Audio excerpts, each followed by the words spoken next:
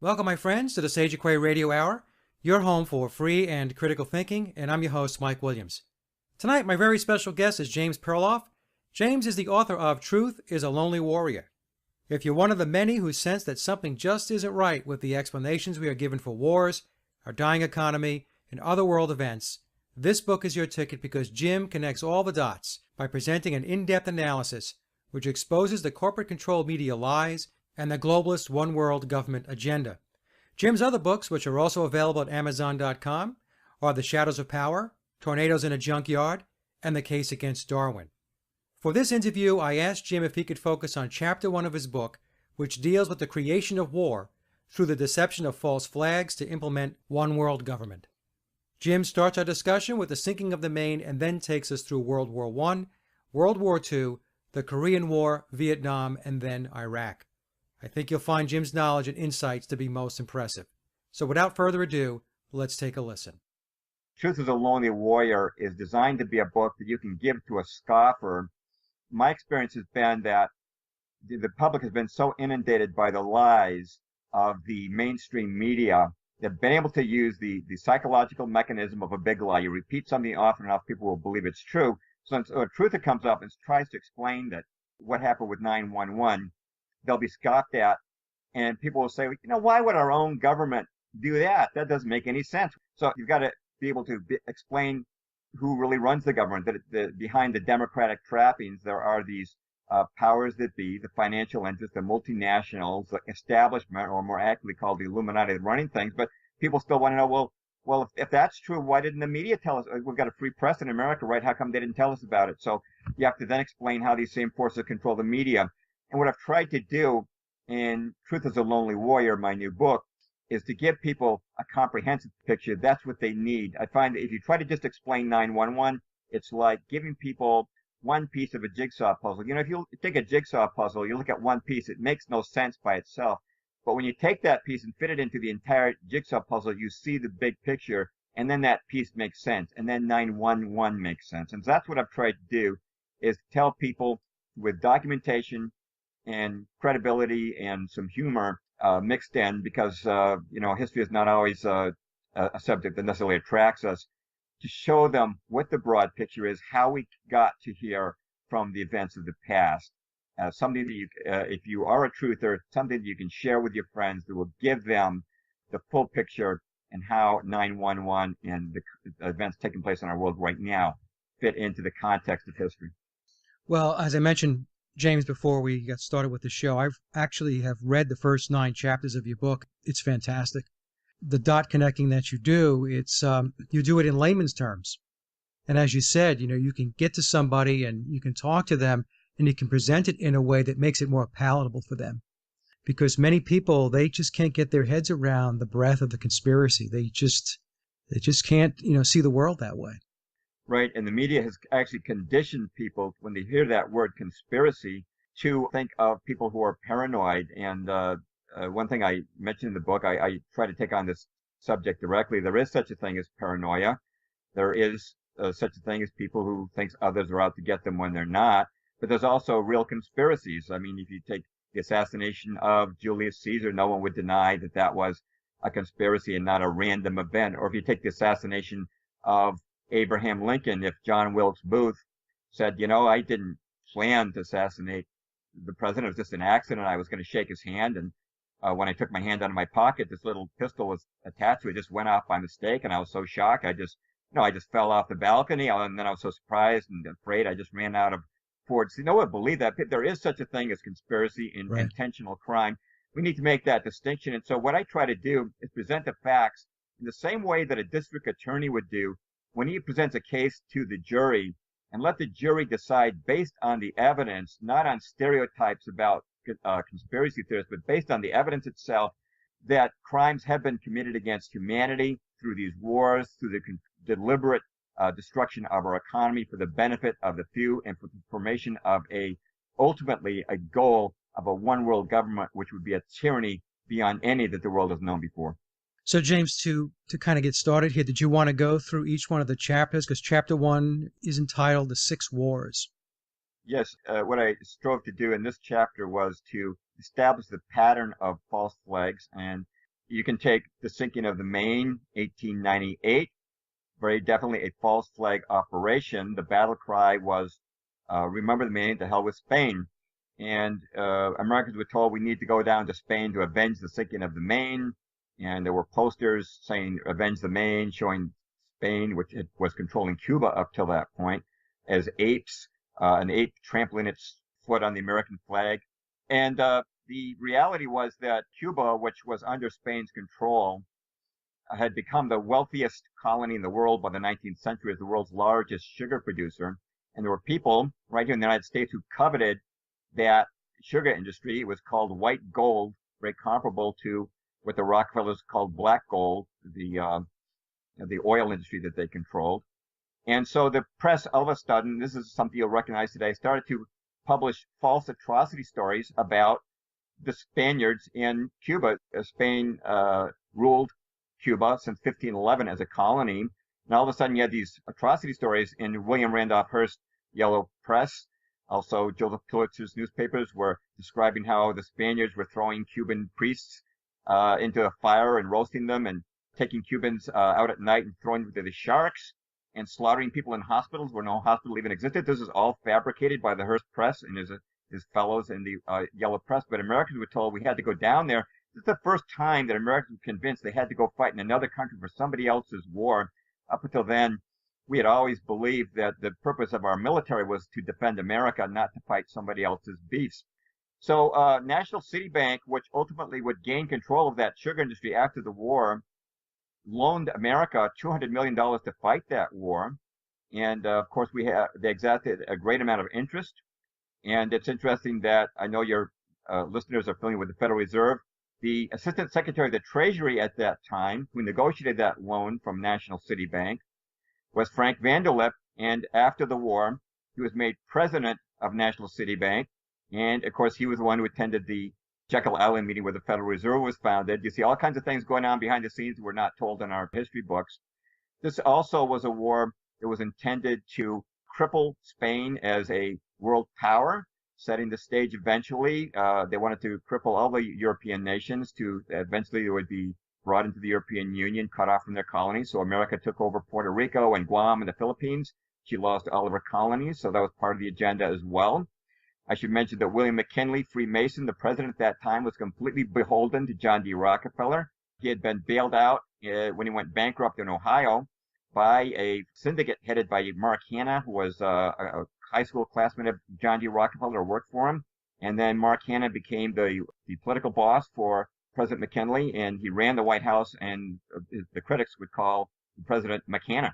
So I should mention when the Maine blew up, the USS Maine, it was sent after a decision made at a secret White House meeting of which no minutes were kept. The Spanish were not even told that the Maine was coming. It was evident that it was hoped that a shooting would break out because tensions at this point were very tense with Spain. But the Spanish courteously allowed the battleship to dock there in Havana Harbor. And subsequently, it was blown up. And I should just mention that the Spaniards would be the last ones to blow up the Maine, even though they were blamed for it. We know from their internal documents that they wanted at all costs to avoid a war with America. They knew they could not hope to win it. They had a wooden navy. We had a steel navy. And the superiority of our fleet was proven by the naval battles of the Spanish-American War. We wiped out their Pacific fleet in the Battle of Manila. And we wiped out their Asiatic squadron in the Battle of Santiago. They lost their fleets. We had just one casualty in each battle. We'd never lost a ship.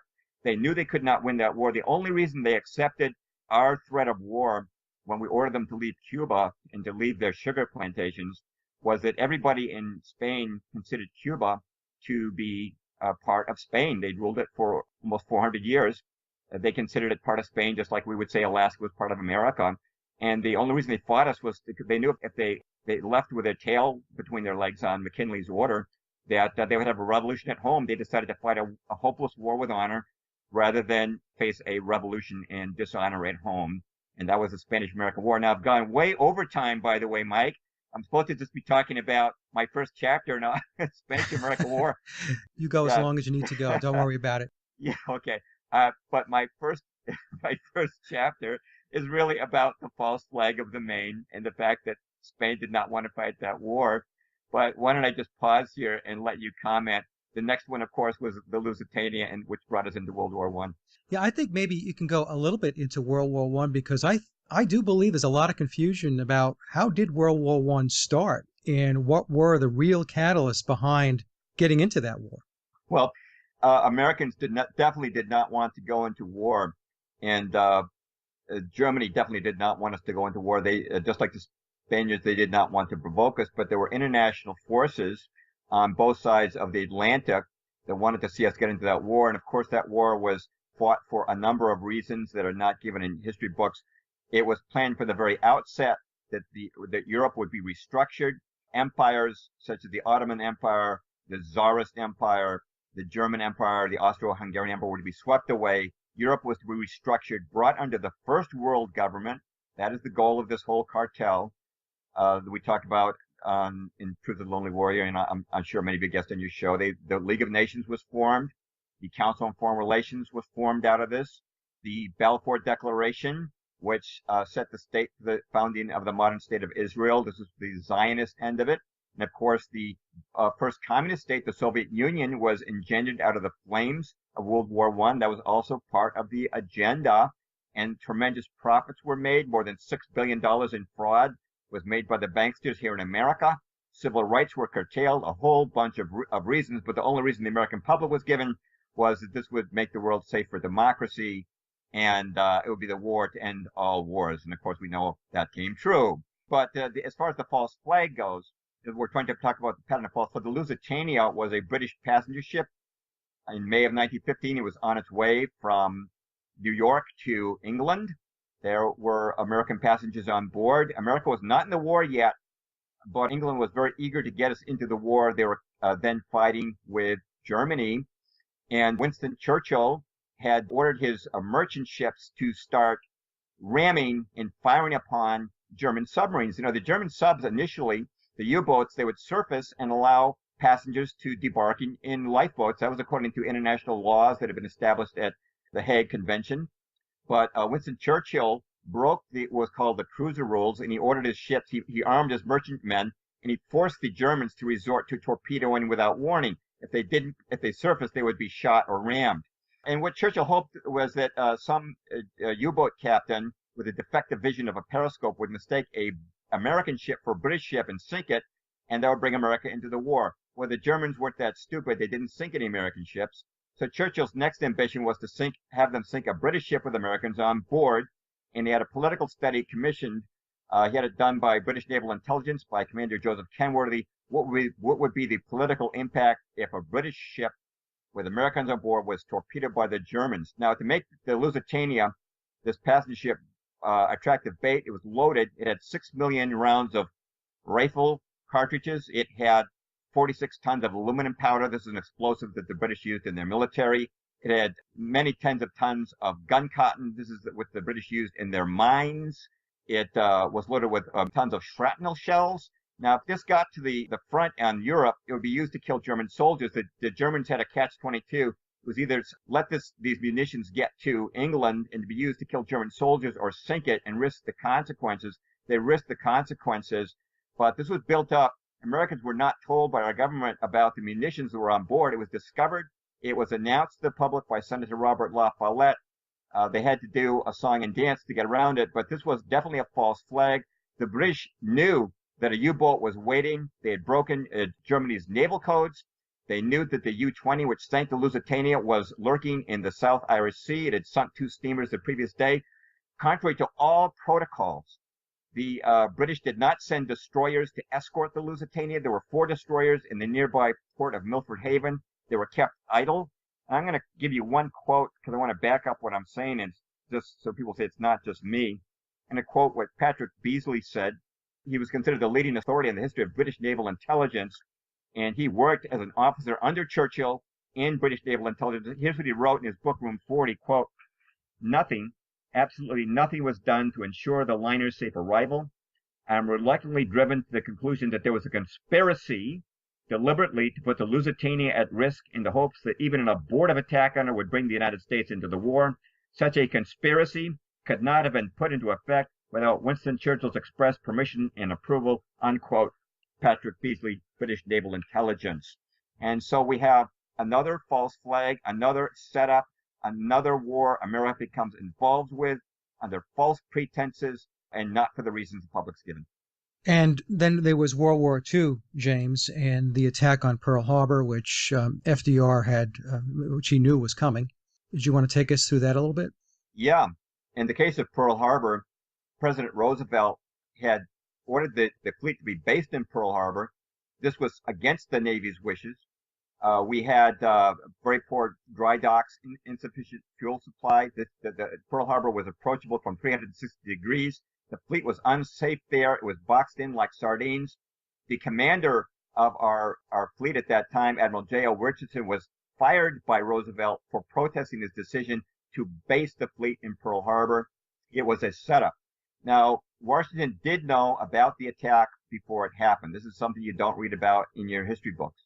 There's a ton of evidence, so let's talk about the evidence that Washington knew about Pearl Harbor. They knew in three major ways. One was through decoded diplomatic intercepts. We had cracked Japan's diplomatic code. As early as 1940, American cryptanalysts had broken their purple code. This is the code they used to communicate to their embassies and their major consulates throughout the world. It was a code that was transmitted by radio, and the Japanese thought it was unbreakable. It had to be enciphered and deciphered by machines. Well, we actually, not only did we crack that code, we had our own machine in Washington. We were reading their messages usually on a same-day best basis. So in 1941, when relations with Japan were quite tense, we knew that they had told the Germans that war was about to break out. We knew that they told their consulate in Honolulu to divide Pearl Harbor into 5 areas and to report the exact locations of our ships in dock. Now, there's nothing unusual about a spy watching ship movements, but when spies are reporting your exact locations of ships in dock on a regular basis, the obvious implication is they've been targeted for attack. We'd actually read their declaration of war before they even transmitted it to Secretary of State Cordell Hull. He himself had read it, as had President Roosevelt, 13 parts of that 14-part message. So we knew from the Purple Code. We also knew from many personal warnings. Our ambassador to Japan, Joseph Grew, had informed the president in 1941 that in the case of relations worsening, which they had, that Japan planned to attack Pearl Harbor with all its strength. If you watch that BBC documentary I mentioned, The Sacrifice of Pearl Harbor, you can see Brigadier General Elliot Thorpe interviewed. He was a U.S. military observer in Java. Java was then under the control of the Dutch, who had also translated a message indicating an attack on Pearl Harbor. Thorpe thought this was so important, he sent a total of 4 warnings to the War Department about the attack on Pearl Harbor until he was told not to send any more warnings. Colonel F.G.L. Weigerman was the Dutch military attaché in Washington. He personally warned General Marshall, the Army Chief of Staff.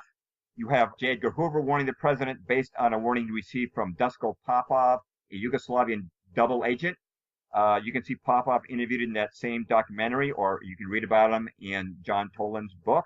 Senator Guy Gillette received information from the Korean underground about the attack on Pearl Harbor. He warned the president personally, as did Congressman Martin Dies, who also learned the same information. President Roosevelt told both members of Congress to keep this information to themselves, not to pass it on any further.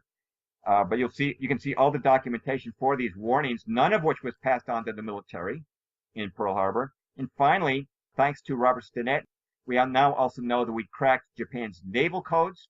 This did not come to light until a couple decades ago. But as the Japanese fleet approached Pearl Harbor, we were translating their naval messages. They did not observe complete silence. They observed discretion, but not complete silence. And one of the messages which we translated was this one from Admiral Yamamoto to the First Air Fleet. This is November 26th, just a few days before the attack. Quote, "The task force, keeping its movement strictly secret and maintaining close guard against submarines and aircraft, shall advance into Hawaiian waters, and upon the very opening of hostilities shall attack the main force of the United States fleet and deal it a mortal blow.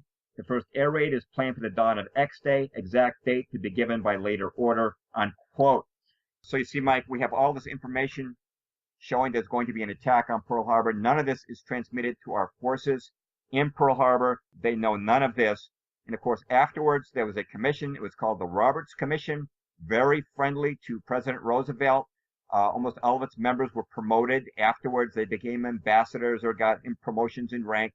The Roberts Commission said that Washington had discharged its duties in an exemplary manner. and laid all the blame for the attack on our commanders in Pearl Harbor, Admiral Kimmel and General Walter Short, the Army commander, who spent much of their lives trying to clear their names, and their family has been actively involved in that for many years. It's undeniable that Washington had full knowledge of the attack. And when you think of the Roberts Commission, think about the 9/11 Commission, and you can go back to Lusitania, and that was covered up. It was called the Mersey hearing in England, where the cargo, the munitions carried on the Lusitania, was never even discussed. It's standard operating procedure, Mike, for governments, once they perpetrate these false flags, to generate an official-looking commission, which actually does not serve to uncover the truth, but merely to cover up the lies. Right. So now, James, some of our listeners may be thinking to themselves who are new to this, okay, so World War II, Pearl Harbor was a false flag. So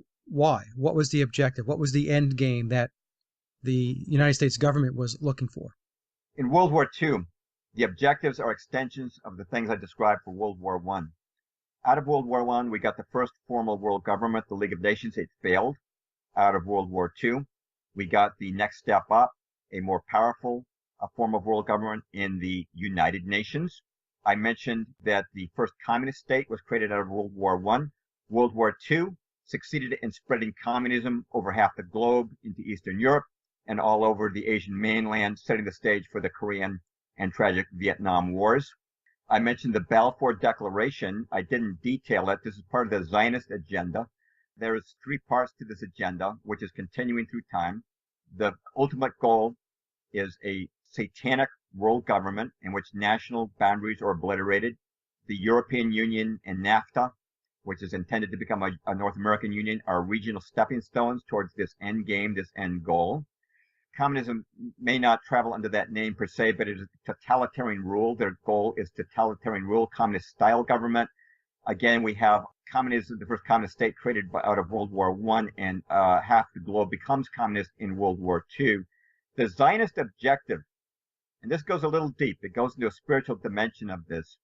Their leader, their ruler, the satanic ruler, and if I just may refer to the Bible, figure who's called the Antichrist, intends to rule from a throne in Jerusalem, and which has been God's holy city. It was where the Temple of David was built. It was where Jesus was crucified. It's where the Muslim Dome of the Rock is. This is where they want their leader, their satanic leader, to rule from. And that is why the same forces, the Rothschild forces, which have supported, financed communism and world government, have also financed the Zionist movement. Now, just to back up, I mentioned the Balfour Declaration came out of World War I. The Balfour Declaration was a promise issued by the British government that in exchange for bringing America into the war behind the scenes, they would establish a Jewish homeland in Palestine. Palestine had been under Turkish Ottoman rule for 400 years. Some of your listeners have probably seen the famous movie Lawrence of Arabia. The Arabs who lived in Palestine were told, if you help Britain throw off Turkish rule, you will receive control, independent. It'll be an independent Arab state in Palestine. What they didn't know, and what Lawrence of Arabia, the British soldier, the courageous soldier who led the Arabs in the revolt against the Turks, didn't know, was that secretly, through the Balfour Declaration, which had been issued to banker Walter Rothschild, Palestine was actually promised to the Jews. That was the beginning of the state of Israel. To bring it up to World War II, of course, out of World War II, you got the state of Israel in 1948. This is a stepping stone to the throne of their world ruler, their Antichrist figure that will dominate and rule this world government that they're aiming for. So in World War II, which is the question we started out with, we're seeing a continuity of world government, League of Nations to UN. We're seeing a continuity in terms of communism being founded and growing, and this continuity of establishing this throne in Jerusalem. Out of World War II, of course, you also had the profit motive, but the profit motive, the banksters making money out of this, is usually ancillary, but it is part of it. James, the issues we're seeing now in Gaza, it's all related to this? It's hard to always put an interpretation on an immediate event, but it seems that we're seeing consolidation of Zionist control over many years. We see the United States continually siding with Israel when UN resolutions have been passed. I think dozens of times UN resolutions have been passed where the United States has been the sole power in the UN Security Council to veto that resolution against Israel.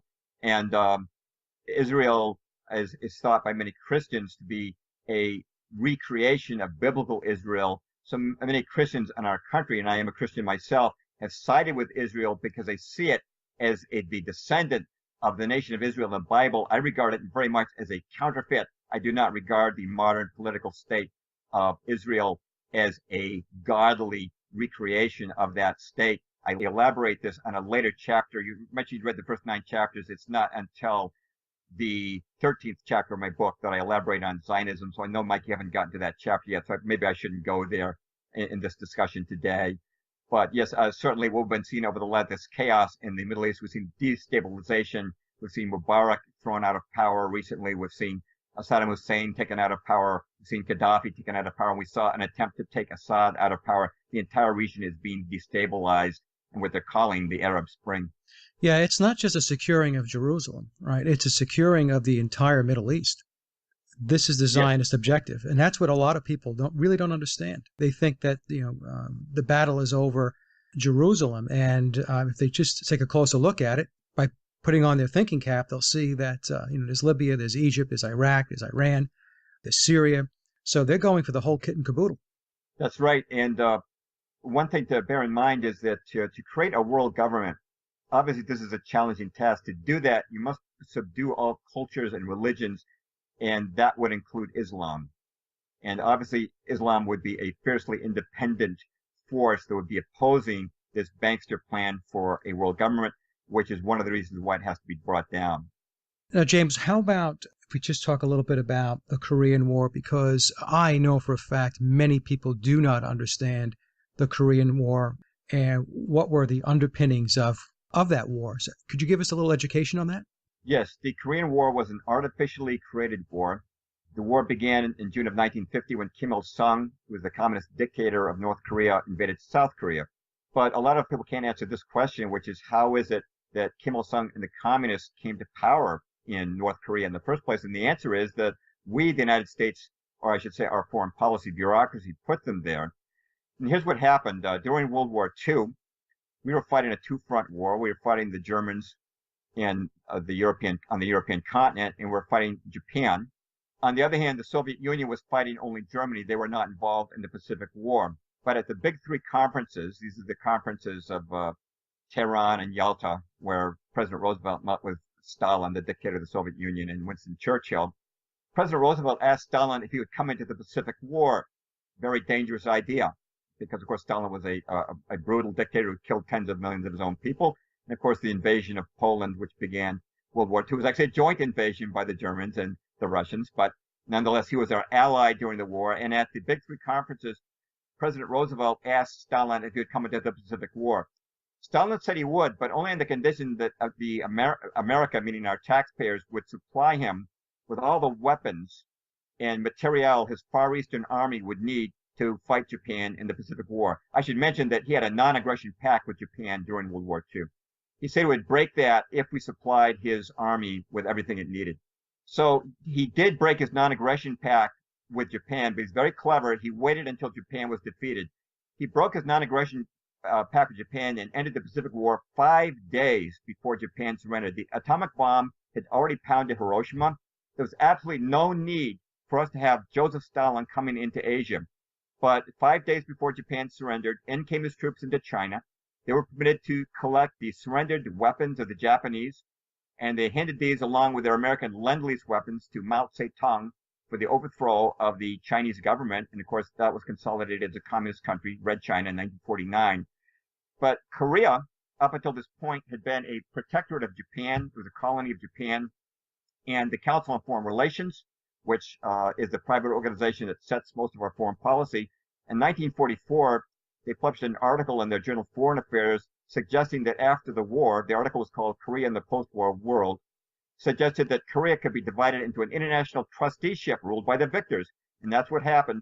Korea was divided into North and South, with the Soviets giving control of the North, and we took control of the South. Now, this was really absurd. Stalin had done nothing to win the Pacific War. And here, as a reward, he is given control of North Korea. Of course, he established a communist state. He armed and equipped Kim Il-sung's army, a 150,000-man army with hundreds of planes and tanks. The United States, when we left Korea, they didn't have a single tank. They didn't have one anti-tank gun. This was a setup for war. The purpose of this war was to validate the United Nations. The United Nations was the new world government. It had been approved of and ratified by the United States Senate, which had wisely rejected the League of Nations. We never joined the League of Nations, but we had joined we were persuaded to join the United Nations. And one of the objectives that they were looking at was how to get around Congress declaring war. They wanted to give the President of the United States this executive authority to go to war. And the Korean War was the first war where this ever happened. And President Truman sent troops to Korea without so much as consulting Congress. We have never had a declaration of war since we got into the UN. Of course, our forces in Korea were not fighting under the American flag. They were fighting under the UN flag. This is the first time this has ever happened. They're fighting under the UN flag, even though 90% of the troops were American. We were doing the fighting and the bleeding. President Truman explained to the press, this is not war. It's a police action. Some police action. Mike, we had over 30,000 dead and over 100,000 casualties in this war. The war, I'm sure you're familiar with the scenario. General MacArthur wanted to win that war, and when he pushed for victory, he was taken out when he actually liberated North Korea from communism almost up to the Yalu River, which marks the border of communist China. At that point, Mao Zedong's Red Chinese forces poured across the Yalu, and he ordered the bridges of the Yalu to be bombed. Those orders were countermanded from Washington. And at this point, he realized that his ability to wage war as should be done had been overridden. We're now fighting what was called limited war. There was no intention of victory. The war ended in a stalemate. If you read the Journal of the Council on Foreign Relations, in 1953, one of their lead articles stated that the great accomplishment of the Korean War was establishing a viable system of collective security, meaning the UN. That's how they viewed this. This was to validate the United Nations as world government, as a peacekeeper, and also to override the declaration of war provision of the United States Constitution. I think these are the two main objectives they're looking at. It's certainly not about who controls a certain hill in Korea. That, in essence, was what the Korean War was about. Well, now, James, you mentioned limited war and the rules of engagement in Korea. That will lead us right into Vietnam, where we were not allowed to win that war either. And that was also initiated with a false flag in the Gulf of Tonkin. Could you give us your insights on Vietnam? Yes, and you're absolutely right, of course, and this is a well-known false flag. In my book, I quote Admiral James Stockdale. He was a pilot stationed in the Tonkin Gulf at the time. He was eventually shot down, was in a POW camp for many years, came home, was awarded the Congressional Medal of Honor. And in his book, his own a memoir of the war called In Love and War, he describes what happened in the Gulf of Tonkin, how he overflew the scene of the alleged torpedo attack by Vietnamese torpedo boats, and there were no boats whatsoever in that region. And of course, you can go online to YouTube, just look up Tonkin Gulf and Maddox. You can see veterans of the USS Maddox. This is the destroyer that was alleged to have been attacked by Vietnamese torpedo boats. And of course, this alleged attack, which did not occur on the night of August 4th, 1964, then resulted in the Tonkin Gulf Resolution passed by Congress, which authorized President Johnson to intervene and escalate the war in Vietnam, which resulted tragically in over 50,000 deaths, was extended over a period of 14 years. I should mention a little bit of background of Vietnam. This was, again, a contrived war. In 1945, we actually supported Ho Chi Minh, who was the communist leader we fought in the Vietnam War. The OSS, which was the forerunner of the CIA, in 1945, they were arming Ho Chi Minh's forces. They were training his forces. They gave him 20,000 cartridges. And the purpose of our foreign policy was to get the French out of Vietnam. You might remember we're talking about the Spanish-American War, the process of taking these powerful European nations and reducing them from world powers into these dependencies of the European Union, basically just turning Britain and Spain and Portugal and France, these once world powers, to make them into mere provinces of the European Union. So our policy was to get rid of the French, and we then introduced democracy into Vietnam. We demanded that the emperor of Vietnam leave, Bao Dai. I should mention that Bao Dai was the symbol of Vietnamese unity. by making him leave and substituting democracy. Democracy is inherently divisive. This helped to divide the country, to splinter it and fracture it. We also disarmed the native anti-communist groups, and only then did we start getting into the war. I should mention also, many people believe that the war in Vietnam was generated by anti-communist hawks because they say, well, it was a war against communism. Well, if you look at the personnel, the man who was responsible for giving President Kennedy the advice to send troops to Vietnam, October of 1961, sending 10,000 troops. President Kennedy did that on the advice of Walt Rostow, member of the Council on Foreign Relations. Walt Rostow's background resonated with communism, not anti-communism. His father had been a Marxist revolutionary. Two of his aunts were members of the U.S. Communist Party. His brother, Eugene Debs Rostow, was named after the Socialist Party leader Eugene Debs. He was rejected for work in the State Department under Eisenhower 3 times because he couldn't pass security checks. This man was not an anti-communist. The man who authored the Tonkin Gulf Resolution before the Tonkin Gulf incident even took place was William P. Bundy. He had been the head of the Alger-Hiss Defense Fund back in the 1950s. Alger-Hiss, of course, notorious Soviet spy. William P. Bundy was also a member of Skull and Bones, member of the Council on Foreign Relations, and when he left the Defense Department, he became the editor of Foreign Affairs Journal of the Council on Foreign Relations, appointed to that position by David Rockefeller. And the decision to actually escalate the Vietnam War was undertaken by President Johnson at the urging of a secret collective advisors called the Wise Men, a 14-member group, 12 of whom were members of the Council on Foreign Relations. The leader of the Wise Men was Dean Acheson, whose, again, his background did not resonate with anti-communism, but resonated with communism. He'd been hired by Joseph Stalin to represent Soviet interests as a young attorney. His law partner was Donald Hiss, member of the Communist Party USA, and the brother of the Soviet spy Alger Hiss. And he was the father-in-law of William P. Bundy, who wrote the Tonkin Gulf Resolution. So you have this situation of a very small clique of men manipulating us into the war under false pretenses and then dragging out the war and generating this entire slide to the left, this entire, I was involved with that. I was like, a hippie back late 60s, early 70s, that entire slide. This was actually a winnable war, but it was the rules of engagement authored in Washington, which prevented our soldiers from shooting first, prevented them from bombing enemy fighter planes that are on the ground, prevented them from bombing surface-to-air missile launch sites. There were 26 pages of fine print in the congressional record that comprised the rules of engagement that prevented victory in Vietnam. It was a winnable war, but once again, we have a war that has been artificially created, just like the other wars, and once again, our involvement being brought about through a false flag, in this case, the Gulf of Tonkin incident, which never even took place. It's truly amazing. It really is. You've just taken us through almost 100 years of war. Why don't we talk a little bit about Iraq, James? Could you tell us a little bit about that? Because there's a lot of deceit and deception going on about why it is that we wound up in Iraq in 2003.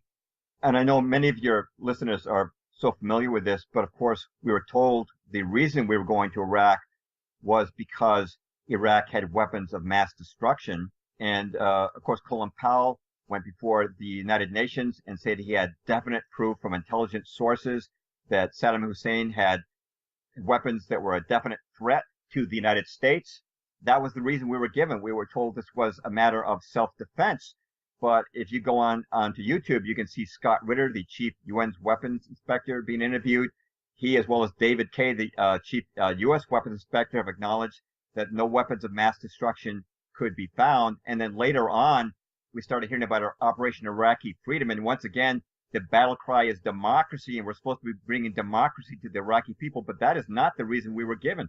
We were told it was about weapons of mass destruction. Once again, we have this a consistent pattern, Mike, where the reason we go to war is falsified. And then 10 years later, we were still fighting that war. And for what?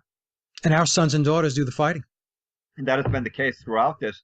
Our sons and daughters have been the tools of this machine. And unfortunately, we keep hearing the same mantra about they're over there defending our liberties when this is not the case at all. All of these wars have been fought for reasons, for ulterior motives that the public was not informed about by the mainstream media, which was under the control of the same powers. It's a wonderful book. You should be very proud of it. Well, thank you very much. Yeah, I designed it to be something that would bring the picture together as completely as possible, but without being this gigantic tome like a Carol Quigley book, 1,000 pages that nobody will ever want to get through. Right. Tried to concisely give them as much information as they needed to get that full picture. And that concludes the first segment of my interview with James Perloff. We do plan on reconnecting in the near future to have Jim take us through more of his book, Truth is a Lonely Warrior, which can be purchased at Amazon.com. James's website can be found at jamesperloff.com. And as always, I'd like to thank everyone for listening and visiting the blog, The Sage of Quay. Also, you can take a listen to my album, Leaving Dystopia, by heading off to laboroflovemusic.com. And remember, live in truth and always serve creation. It's really that simple. See everyone next week. Be safe, enjoy, and God bless.